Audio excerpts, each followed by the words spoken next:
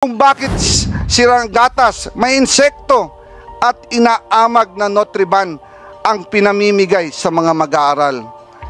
Kung bakit malala ang korupsyon sa DepEd at palpak ang kanyang panunungkulan dahil tamad at hindi siya pumapasok kahit minsan sa Department of Education. At higit sa lahat, kung bakit sa gitna ng lahat na kapalpakan at katiwalian, ito ay dapat siyang pagkatiwalaan pa ng 2 billion sa 2025. Magandang araw po sa ating lahat. Nakita po natin kahapon ang part 1 ng video message ni Vice President Sara Duterte kung saan nililihis na naman niya ang mga issue. Talaga pong tatak Duterte na yata ang pambubudol.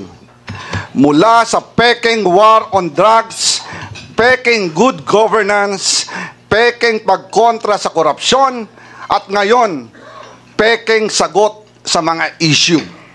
Una, simpleng tao lang daw siya, pero mahigit 400 bodyguards. Siya lang po ang kaisa-isang Vice President sa kasaysayan ng Pilipinas na may ganun kadaming security. May sarili pang Vice Presidential Security Group. Never happened in the history of the Philippines. Nag-iisa nga siyang humarap sa pagdinig ng Committee on Appropriations, pero sangkaterba naman ang bodyguard sa labas ng conference room. Humiling pa ng pagkain para sa 100 gwardiya na dala-dala niya at hindi naman kinain. Hindi po ba't pang-iinsulto at pag-aaksaya ito ng resources ng gobyerno?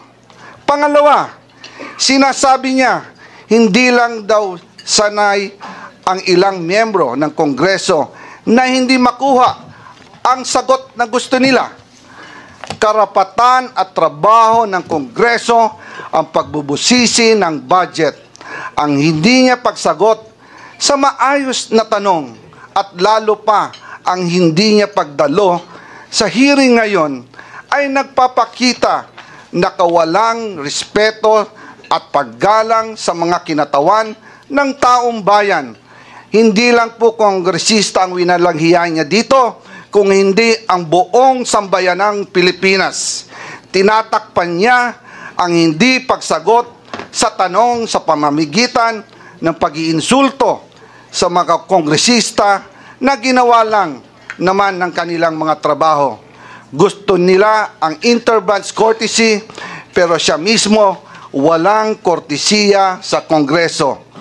Pangatlo, malinaw na pambubudol o panlilinlang sa mga Pilipino ang pagsasabi niyang kinikilala niya ang kapangyarihan ng Kongreso sa budget. Malinaw naman sa tao, live sa TV at internet, kung ano ang kanyang asal. Wala siyang sinagot ni isa man lang na tanong ng mga kongresista. Abogado pa naman siya, pero mukhang absent siya nung tinuro ang prinsipyo ng separation of powers at Kongreso bilang co-equal, kapantay ng sangay ng gobyerno ng ehekutibo. Batay sa ating representative democracy, ang mga kongresista ay binoto bilang kinatawan ng taong bayan. Kaya kapag ang isang kongresista ay nagtatanong sa paggamit ng budget, siya ay nagtatanong hindi lang bilang individual, kundi bilang kinatawan ng Pilipinong bumoto sa kanya. Demokrasya at hindi po tayo monarkiya. Wala tayong hari at reyna. Sunset na po ang dating administrasyon. Kaya wala pong karapatan ang ating mga halal na opisyal na umastang parang masasakupan niya lang ang mga kinatawang ng taong bayan. Pang-apat, paulit-ulit niyang sinasabi, I will defer to the wisdom of Congress. Pero hindi naman po to totoo. Kasi kung totoo ito, sasagutin niya mga tanong ng mga mambabatas, lalo na sa issue ng confidential funds. Naalala ko last year, kinausap namin si BP Sara at ang kanyang mga trusted aides tungkol sa 2024 budget. Sinabi niya noong, ituloy nyo yan, meaning yung confidential funds, dahil kaya niya daw ito i-justify. Mabuti na lang at hindi namin itinuloy.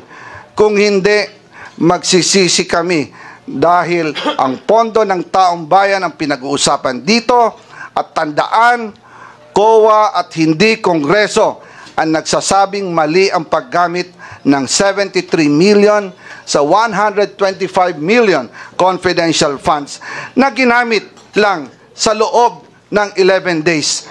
Talo pa po dito ang pondo ng Napoles Fund na gamit ng 60 days. Ito po, 11 days lang. And ngayon, bibigyan pa ba natin siya ng 2 billion na panggagastos daw sa mahihirap? Ibigay po natin to sa tamang ahensya. Huwag po nating ayahan na waldasin na naman ang kahit pisong sintimo na dapat natin bantayan. Politika daw ang dahilan ng umano'y panggigipit sa kanya ng Kongreso. Nanunood kaya siya ng budget hearings?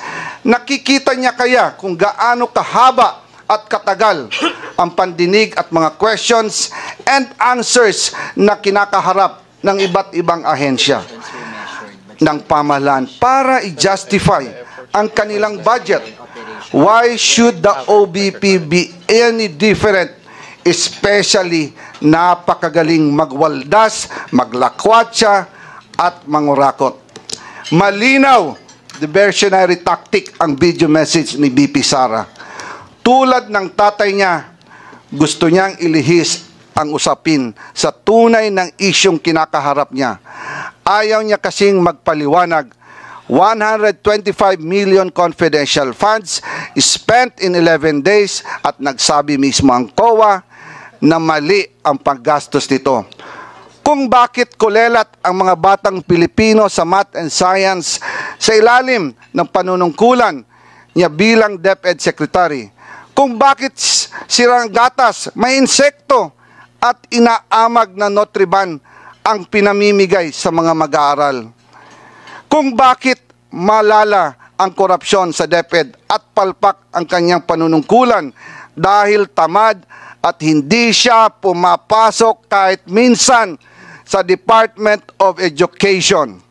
At higit sa lahat, kung bakit sa gitna ng lahat na kapalpakan at katiwalian, ito ay dapat siyang pagkatiwalaan pa ng 2 billion sa 2025.